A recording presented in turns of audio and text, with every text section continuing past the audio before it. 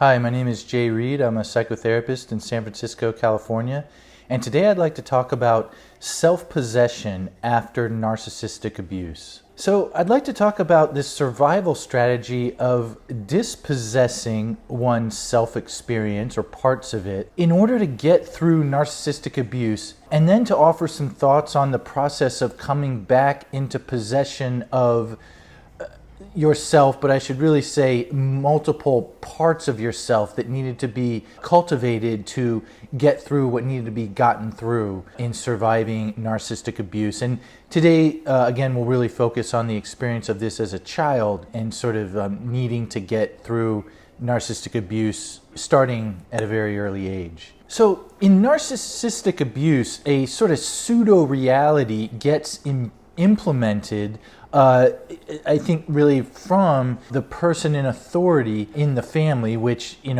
for the sake of practicality right now, I'm going to say would reside in the narcissistic person in family systems that are structured in this manner. When the narcissistic parent, in essence, has the reins because they carry the most authority in the family system, they will sort of build a system. I'm not saying it's conscious, but it's often what happens. The system is predicated on making the family's reality meet the narcissistic person's own needs and to protect that person's fragile sense of superiority and artificially elevated sense of being more special. Very much, I think, like a tyrant or dictator would build a web of practices really designed to invoke obedience in the populace. And so rites and rituals can come into existence that serve to influence and or coerce other members to align themselves with the person, the narcissistic person, holding the most authority in the family.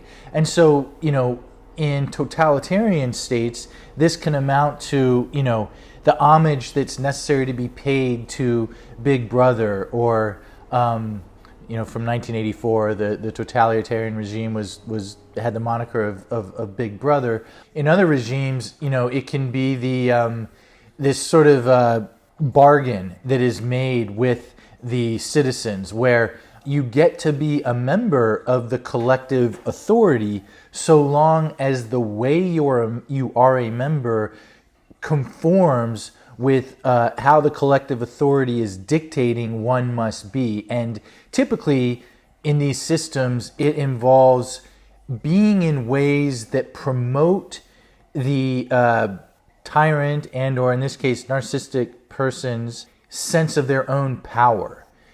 So, in a totalitarian regime, it could be participating in the military march that the dictator is holding, in the town square, whether in the parade or cheering vociferously as the soldiers march by. One gets to have a public identity in this way, so long as it's in fierce support of he who or she who is in power.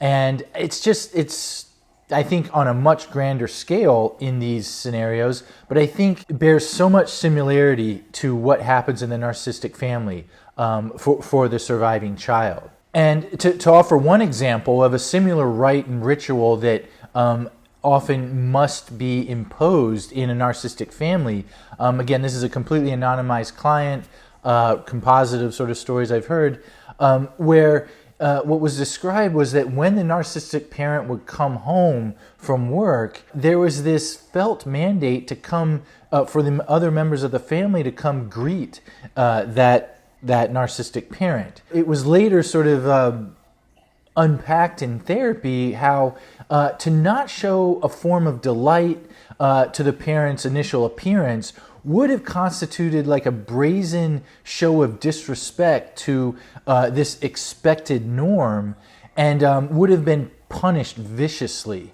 And it didn't even, in the case of this individual, didn't have to be spoken. It was just very, very understood. You do not fail to pay attention to the narcissistic parent, and doing so would be at your own jeopardy. So I think there are at least two ways that these kinds of mandates to obey the sort of rites and rituals that prop up the narcissistic parent get enforced.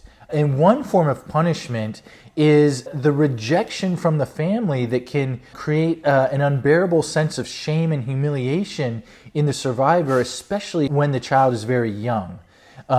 So, as we've talked as I've talked in other videos, the experience of shame is this sort of profound rupture in relationship where belonging and understanding and connection was hoped for initially. And instead, one's regarded as sort of this, object, certainly as an object, often of disgust, derision, devaluation, down here. And it's an agonizing, terrible experience, as we've talked about, and really can serve as leverage for the sort of narcissistic parent to enforce compliance with these sort of rites and rituals, as we're discussing. The other mandate, or the other way these rites and rituals get enforced, I think, is just overt retaliation. Threats that are, and carrying out of threats that are so vicious and terrifying that the child has to, for the sake of their own survival, choose to align with the narcissistic parent rather than suffer this fate of what would happen if one were retaliated against. And unfortunately, folks who survive this kind of abuse are familiar with such extremes and often violent forms of retribution for not, in essence, towing this party line. So to today's topic of possession and dispossession of oneself as a strategy, I think that was hopefully an important backdrop because one way a survivor can cope is by sort of segmenting out parts of him or herself. One part goes along with the rites and rituals that are expected and enforced by the narcissistic parent and often the surrounding family members, while another part sort of lives in exile and gets to be free of the subjugation, psychologically speaking, internally, but also, and by virtue of being free of that, gets to know that this is not the way things should be. Now, the cost of existence for this second part is this feeling of exile or profound alienation from the family, in some ways from the survivor's own self or experience of themselves. And this is why one may develop, I think, a pretty adaptive coping strategy when in the situation of narcissistic abuse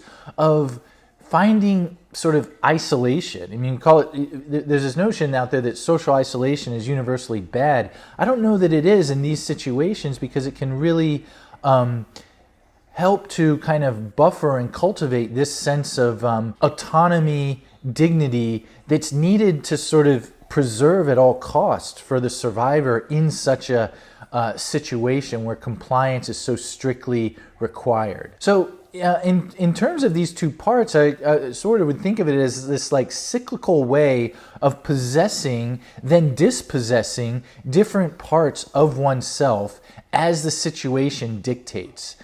So, when the parent comes home, the narcissistic parent comes home from work, it may be necessary to activate the part that knows how to get along to go along, I think is the phrase, and show up and smile and be happy to see the narcissistic parent. And maybe while one goes to bed, it's then safe in one's own bedroom to think their own thoughts and fly into maybe fantasy and just be with oneself in a way. So I think this sort of cyclical dispossession, then possession of different parts of the self is like this psychological sleight of hand by the survivor that needs to be maintained to preserve their outward ability to survive by going along with what's required, and again, to preserve their inward ability to survive by preserving a sense of inner life worth saving, one that feels free and dignified. And I'd like to address this phenomenon called depersonalization that can be related to having to adapt to the kind of pseudo-reality I've been describing. And there's this, wonderful researcher named Daphne Simeon, and I'll put the reference to her, a really, I think, important article on depersonalization. Just to define what depersonalization is, it's a feeling of being disconnected or detached from one's body and thoughts And it's sometimes described as feeling like you're observing yourself from outside your body, or as if you're being in a dream. And when we have to keep a section of ourselves out of the normal discourse in the family, then that is a sort of unreality or disreality being imposed. So the pseudoness on the outside that must be kind of complied with can get into one's own internal experience and be felt almost as how one relates to oneself. So it's sort of strange to kind of regard the narcissistic parent as someone who is worthy of our respect or admiration. Yet that's what's demanded. There's an unreality to that must be gone along with still.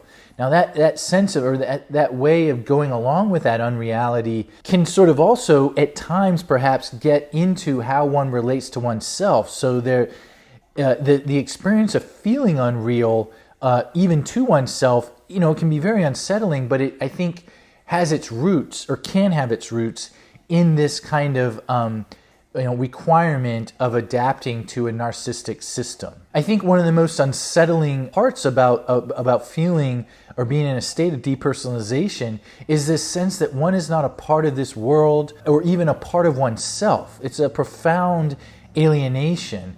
And, I hope that by linking, in some ways, this depersonalization experience to what is required to cope and to dispossess one's self-experience, that the experience of depersonalization might come to be understood as a symptom of what was imposed upon the survivor, rather than there being anything like deeply wrong, disturbed, or doomed about the survivor from within. So how does one increase their sense of possession of these different aspects of themselves after the abuse has been survived? Well, first I would say that both parts that needed to kind of come into play to survive the narcissistic abuse are meritorious in their service to the survivor. They're deserving of merit. They both were critical. And, initially this may not seem so, because terror and humiliation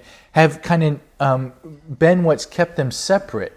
So, I think the part that knows how to go along with the narcissistic family's demands is keenly aware of the terror that would ensue if they defied those rules. And on the other end, the part that retains its autonomy and sort of dignity would feel sort of perhaps irrevocably humiliated if that part was aware of the part that had to go along with what was required. So I would submit to folks that the first step to repossessing both aspects of oneself is gaining distance from the narcissist person and the surrounding system. And the distance can be physical, psychological, emotional, but in essence what is required is a buffer. I believe is required a buffer between the survivor and the system in order for the requisite amount of safety to begin to be felt. And as that distance sort of prevails over time, then there's, I think, an opportunity for new relational experience with other, much safer people to emerge. And by safe in this manner, I'm talking about people who afford relationships where the affiliative kind of going along with others part, and the autonomous sort of free and dignified part can coexist in the same relationship. One doesn't have to compartmentalize them to meet the requirements. And I think that this is one aspect of the recovery from narcissistic abuse where therapy can be particularly helpful, because if you've experienced this, it's often, or it can at least feel like it's at odds with the broader population's experience in relationships. So one may feel isolated in feeling this sort of oscillation from feeling, possessing the going along with part to possessing the I'm removed and yet free part. But in therapy, hopefully, both parts can get to be safely understood, known in the therapeutic relationship without compromise having to occur. And as that can happen, the survivor themselves gets to have greater access to both parts within, and that can very much lend a greater sense of realness within, because the other term for what I'm describing is integration. But, you know, and so when we have the experience of feeling sort of integratedly responded to and understood by to both parts, that sort of can also get that can also happen within. The sort of experience without gets taken in and can happen on the inside. And this is a process. It does not happen, I don't think, in one fell swoop. But I think is an important thing that I just wanted to kind of highlight as one way to begin to mend this necessary split between different parts of oneself when needing to survive narcissistic abuse. Thanks for watching today's video. I look forward to posting again next week, Sundays at 9 a.m. Pacific time. Take good care.